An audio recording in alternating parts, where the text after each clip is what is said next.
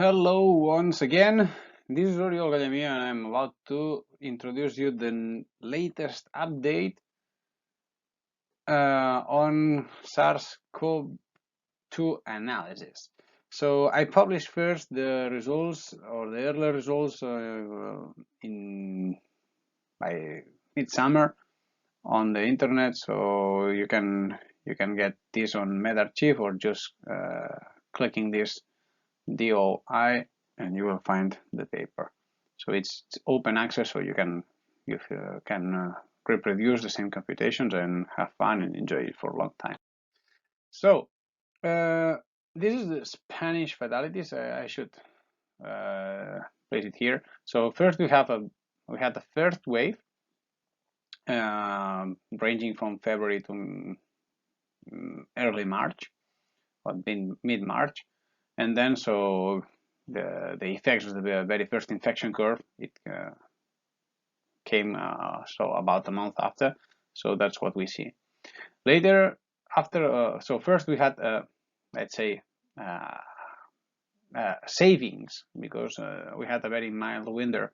So about 5,000 people which were expected to die, they were still alive.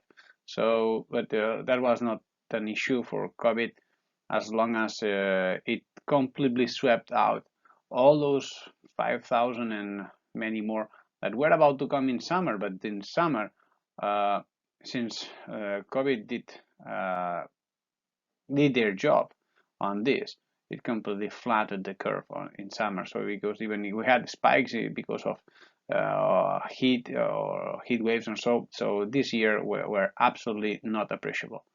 So then later we enjoyed a mild summer, and after that, so we had a very first wave, second wave, and now we're on the third wave already.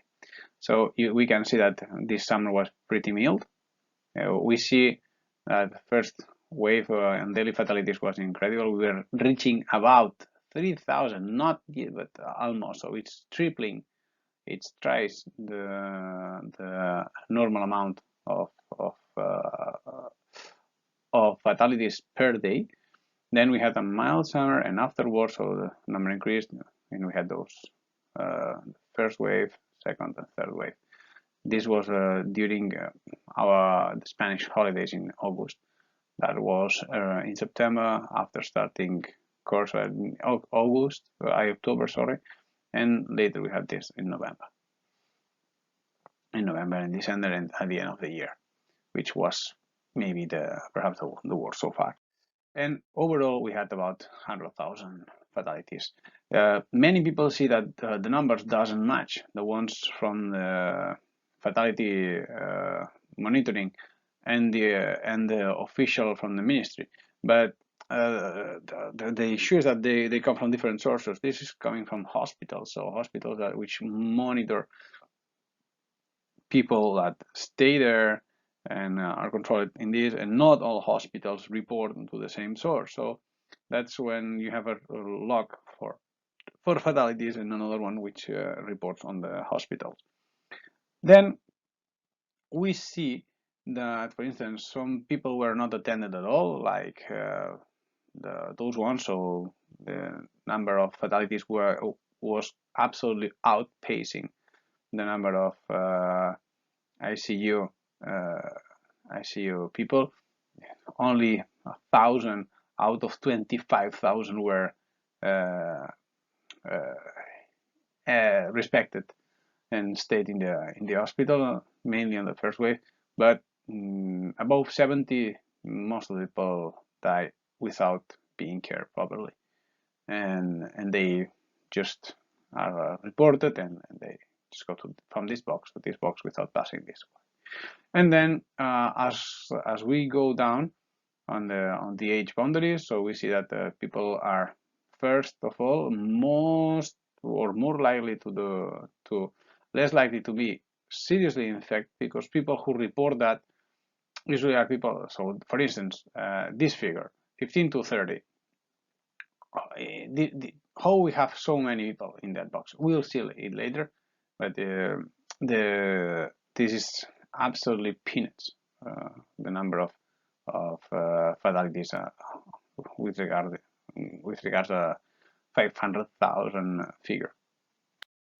And this happens because the people which are here or there, they cannot move alone because they have mobility constraints or restrictions. They have no vehicles, for instance, or no means.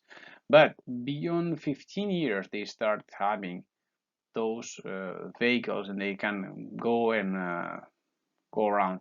And that's why, first of all, they get more infected and they are able to drive through.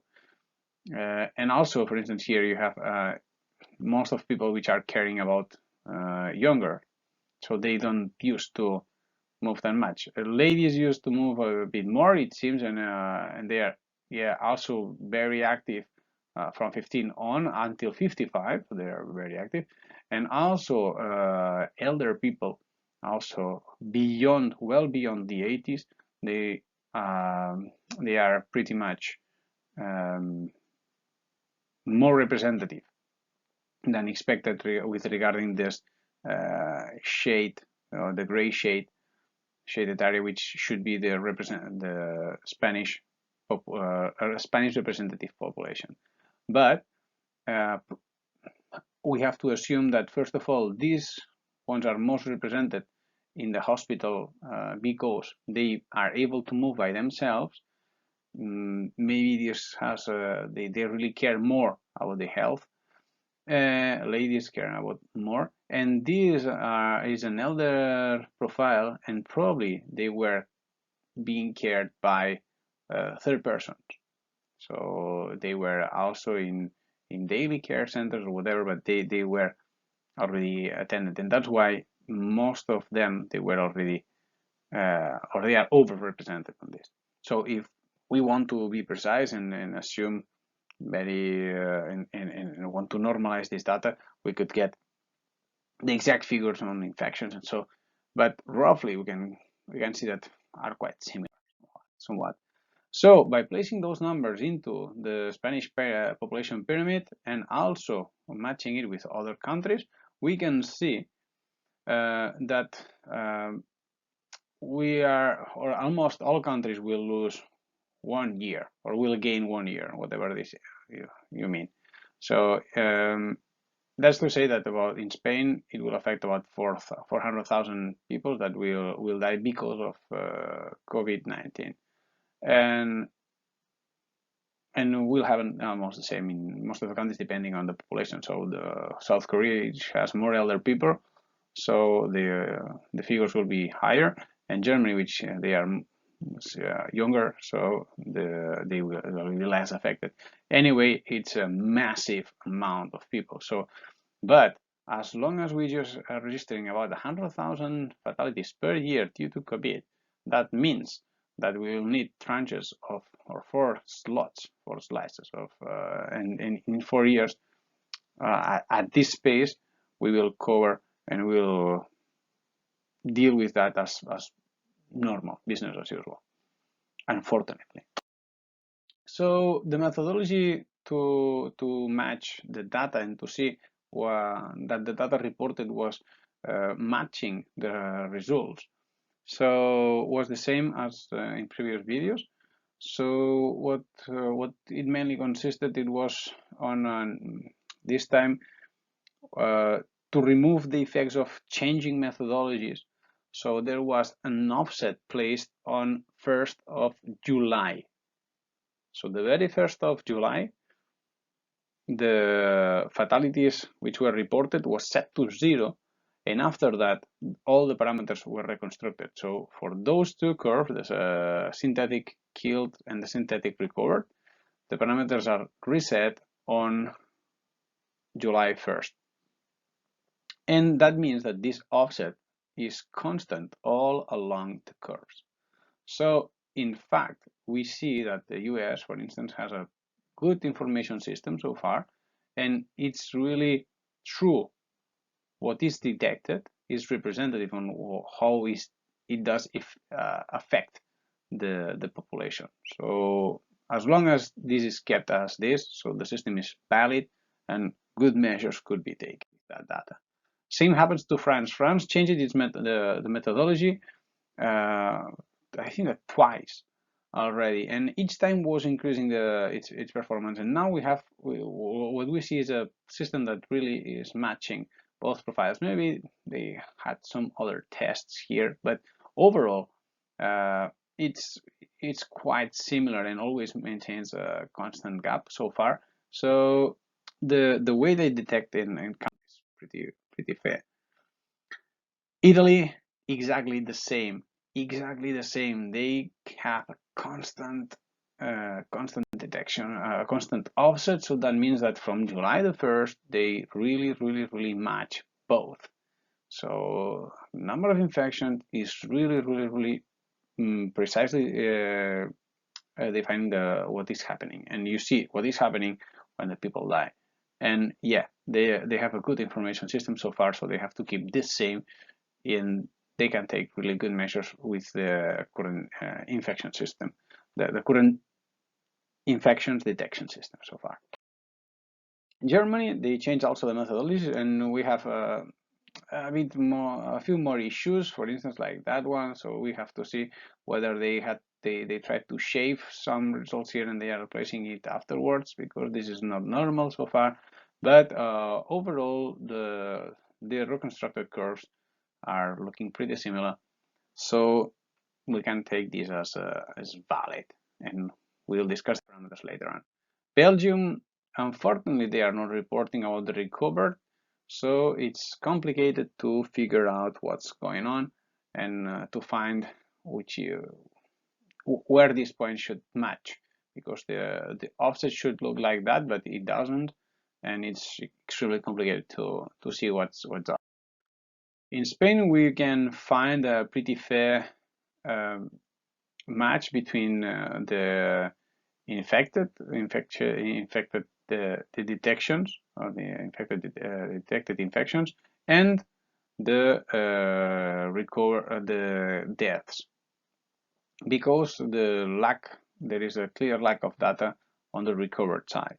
So I don't know where that is sourced, but so far you can see that there is also a methodology change here, and well, but so far now the system or the deaths and the infections are pretty much similar, so the system which is being used is precise. In South Korea, well, South Korea has always been anomalous, so we see that the curves are matching, the reconstructed curves for infections and recovered, and also fatalities, but there are too many issues on that. So if you try to move back this, so sometimes the disease, so if you move that temporarily, you can find how much time you need to recover, and this is somewhat similar. But when you try to remove the offset, you find you're in serious trouble. So South Korea is particularly difficult in order to understand how the data is cooked and which sort of data is presented here. And overall, in the whole world, if you try to figure out what's going on, the change methodologies make it difficult to analyze, because there are continuous changes in every single country, and so anyway, when you aggregate all the data, it becomes really a nightmare. So for the World Health Organization, this should be a big pain. So so far, before we had a completely overwhelmed healthcare system, and we saw CFRs, so fatality rates be even beyond 20%. It was because everybody which was attending into the or was attending the hospital, they were about to die, and that's what was happening. 1 out of 5 was dying in the hospital or on the queue. Oh, so it was really difficult. As per today, the system is not overwhelmed so far in most of the world. So the fatality rate went down to realistic figures. So about 1% or so. That means that if only 1 out of 5 is attending the hospital, so the COVID effect is pretty low, and the real fatality rate is way lower. So it's about 0.4%, as we commented in early videos, because South Korea pointed that. So what is going on is that in the previous video, in the very last video, we saw that many countries had almost 100% of people are being cared in hospitals. Now we saw exactly the same. So most of the countries are, or even the whole world as a whole, is that even more beyond 80% of people are being cared in hospitals. In the US, I don't know why this is happening, but we'll see. In Belgium, it's weird. In France also. I think this is because of an issue of reporting and how they consider being attended and cared. But anyway, so the weird thing is that if you match both curves, in South Korea, you find you have more recovered people than infected people. So I don't know how they count or how they analyze this. It's really difficult to understand. The other thing is regarding registered cases. So in previously we had big CFR. Now it's well normalized, so it's about 2% most of the countries, so 1 point something, but it's probably 2. And time to recover, it's in some countries it's considered to be 20 days, and some countries considered to be about 10 days. And in Germany, well, this 0. I think that they are reporting the onset instead of or when they left the hospital, and this sort of data is very confusing. But people stay in hospital about 28 days before they die. So Germany, what they have is a very early detection system and a really good healthcare, because to last 28 days, you have to spend quite a lot of time in the ICU. We'll see in the next slide. So overall, we see that there is a big data battle that in many countries can be used to be really precise and very the word is precise on the when the measures are taken, but in other countries it's a completely mined landfill. So lockdowns, a lot of methodology change, criteria are changing continuously. It does not allow proper decision making, because you have to cook too much data, and when you have to apply so many algorithms in so many pieces, because there are lots of bits and pieces, and you have to change everything 20 times. You don't even rely on yourself in the data, how it's being processed, and also because some data in the past is being also modified, and that is really pain. So overall, the surface under the curve remains constant. We saw that the figure has not changed dramatically, so we have almost 100,000 fatalities per year in Spain. So it's overall of 400,000 in 4 years. So vaccines, drugs, and so can help on to get a normal life, but people dying because of COVID, it will be way too normal in the next 4 years. So we have also many vectors which are not being taken into account, like mammals, most of the domestic species, and even others which are not domestic, so rats, and so they can potentially become vectors of this. And whatever view is small thing, because this virus is changing so fast and is moving with humans at an incredible speed and traveling all around the countries. These, for instance, this clade has been originated in Uganda and traveled along the world, so from Australia, Canada, and it was really you see that there is no local clade, so everything is global, so it moves terribly, and the disparity is and the diversity is going farther and farther from the root. And so where was the mistake? So the mistake was in the management. So instead of placing everyone in alert and making public awareness, so we avoided that. We didn't care that much.